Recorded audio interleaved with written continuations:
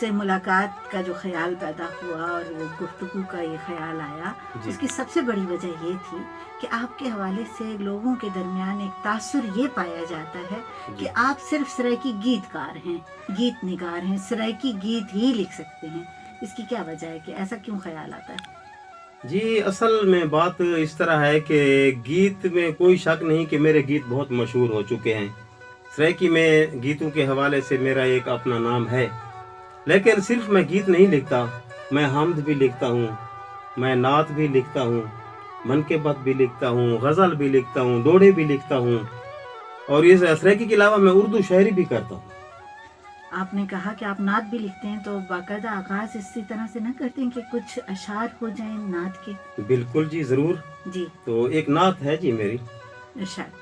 ایک مدت سے جو خواہش تھی مدینہ دیکھیں، واہ واہ، بہت خوبصورت۔ ایک مدت سے جو خواہش تھی مدینہ دیکھیں، اپنے مقصوم کا اس پار سفینہ دیکھیں، بہت خوبصورت۔ لوگ محبوب کی بستی کے ہیں بستے کیسے، سبحان اللہ، ان کے نزدیک رہیں ان کا بھی جینا دیکھیں، بہت خوبصورت، بہت عمدہ۔ میری خوش قسمتی کا جس میں نظر عکس آئے، میری خوش قسمتی کا جس میں نظر عکس آئے، سایہ رحمت کل میں وہ آئینہ دیکھیں، سایہ رحمت کل میں وہ آئینہ دیکھیں، بہت خوب۔ ایک یہی آس رہی دل میں کہ طیبہ جا کر، ایک رہی آس یہ دل میں کہ طیبہ جا کر قرب سرکار میں جینے کا کرینہ دیکھیں، سبحان اللہ، سبحان اللہ۔ دیکھ لیں دنیا و دولت کی حدیں تو کاوش، دیکھ لیں دنیا و دولت کی حدیں تو کاوش، اب جہاں بستی ہے رحمت وہ خزینہ دیکھیں۔ بہت ہی عمدہ، بہت خوبصورت۔ شکریہ جی۔ ہمارے جو اس پروگرام کو دیکھ رہے ہیں وہ ضرور ان کو اندازہ ہوگا کہ آپ بہت خوبصورت اردو شاعری بھی کرتے ہیں اور خاص طور سے بہترین نعت بھی آپ لکھتے ہیں۔ بس یہ آپ کی مہربانی ہے۔ اچھا، پھر آپ ماشاءاللہ سرائیکی میں ایم فل بھی کر رہے ہیں؟ جی بالکل، سرائیکی میں ایم فل کر رہا ہوں۔ تو سرائیکی میں ایم فل کرنے کے بعد آپ تو ویسے بھی ماشاءاللہ اردو ادب کو بہت اچھا سمجھتے ہیں، سرائیکی ادب کو بھی سمجھ رہے ہیں، تو اس سے کیا فرق پڑے گا پھر ایم فل کرنے کے بعد؟ جی دیکھیں، اصل میں میرا شوق جو ہے وہ سرائیکی کی خدمت کا ہے۔ جی ویسے تو میں نے 3-4 ماسٹر کیے ہوئے ہیں، چونکہ سرائیکی میری مادری زبان ہے اور سرائیکی کے حوالے سے میری ایک اپنی الگ پہچان ہے، تو میں نے کہا کہ چلو ماسٹر تو میں نے سرائیکی میں کر لیا ہے اور ایم فل کر لوں تاکہ اس سے زیادہ جو ہے ذخیرہ الفاظ اور اس کے متعلق معلومات میرے پاس آ جائیں، تاکہ میں اپنی نئی نسل کو اور دوسرے طالب علموں کو اور سرائیکی ادب کے جو جستجو ہیں، جن کو شوق ہے، طلبگار ہیں، ان کو میں نئی چیزیں دے سکوں۔ اچھا، کیا سرائیکی کی اصناف میں اور جو اردو ادب کی اصناف میں اس میں تھوڑا فرق ہے یا ایک ہی جیسی ہے؟ نہیں، بس دیکھیں نا، تھوڑا بہت فرق ہے۔ جس طرح جی ڈوڑا ہے تو یہ سرائیکی میں ہے، اردو میں تو یہ نہیں ہے۔ جی ادھر ربائی ہے۔ ہاں، نہیں دوڑے بھی ہیں نا، جیسے جمیل الدین علی صاحب نے لکھے ہیں، بہت خوبصورت دوڑے لکھے، وہاں پہ بھی ہیں جی، لیکن کم ہے نا سرائیکی میں، تو یہ بنیادی چیز ہے ڈوڑا جو ہے۔ بالکل جی دیکھیں نا، یہ سرائیکی میں تو شاعری کی ابتدا جو ہے وہ اسی ڈوڑے سے ہی ہوتی ہے، اس کے بعد گیت ہے تو ادھر گیت ہیں، لیکن ہمارا جو سرائیکی میں ہے نا، اصناف جو ہے تقریباً تو ملتی جلتی ہے، لیکن اس میں کچھ ایسی ہیں جو مختلف ہوتی ہیں ایک دوسرے سے۔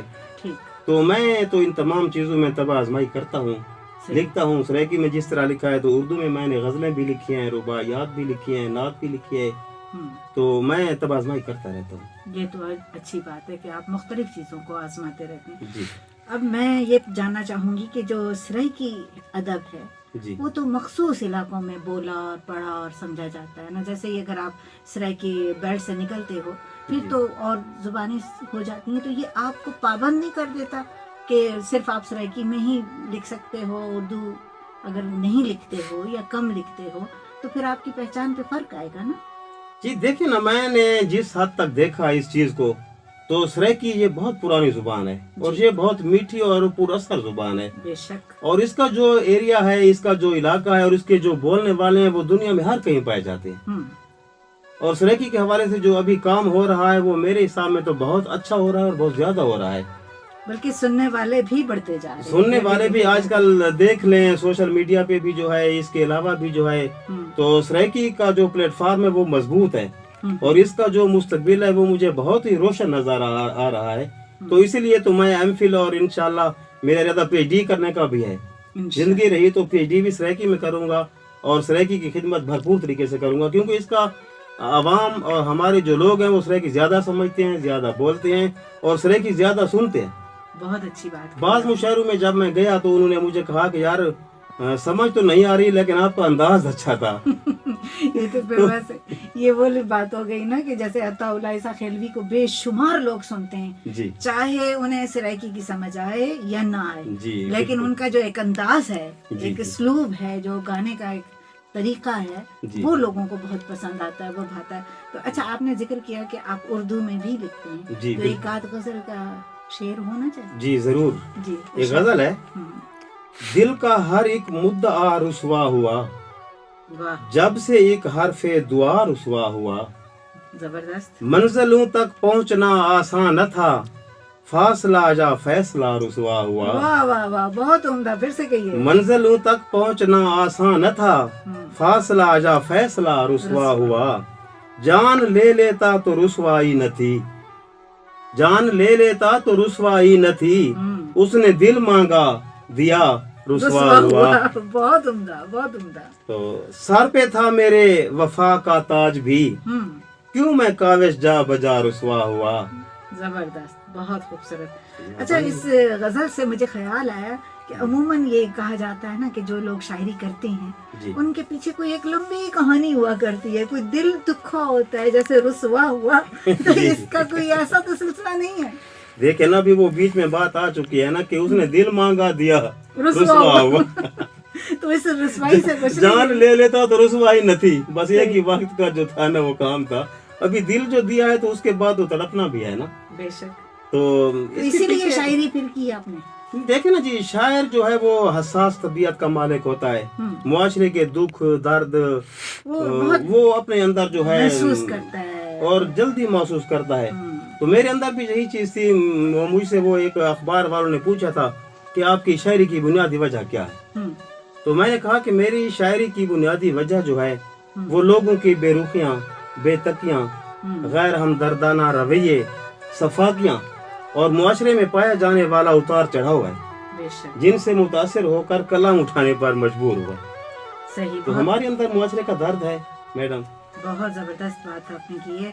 अब इसी आपकी इस बात से मुझे एक और बात का ख्याल आ रहा है कि आपके खून में एक ख़ास एहसास है कौमी यकजहती का, अपने वतन से मोहब्बत का, वतन की हमीयत का। ये दर्द, ये दुख आप बहुत कुर्बत ऐसा महसूस करते हैं कि जैसे कोई 14 अगस्त का दिन है या 6 सितंबर है या 23 मार्च है या अपना डेरा इसमाइल खान में कोई वाक़या गुजरा है या कहीं करीब में कोई पाकिस्तान में या पाकिस्तान से बाहर नेशनल लेवल पे मुसलमानों के साथ कोई वाक़या गुजरा, आपकी फौरन कोई ना कोई कता लिखा हुआ या आपके अशार जो हैं वो फेसबुक पे फौरन आ जाते हैं। मैं भी देख रही होती हूँ। जी जी बिल्कुल।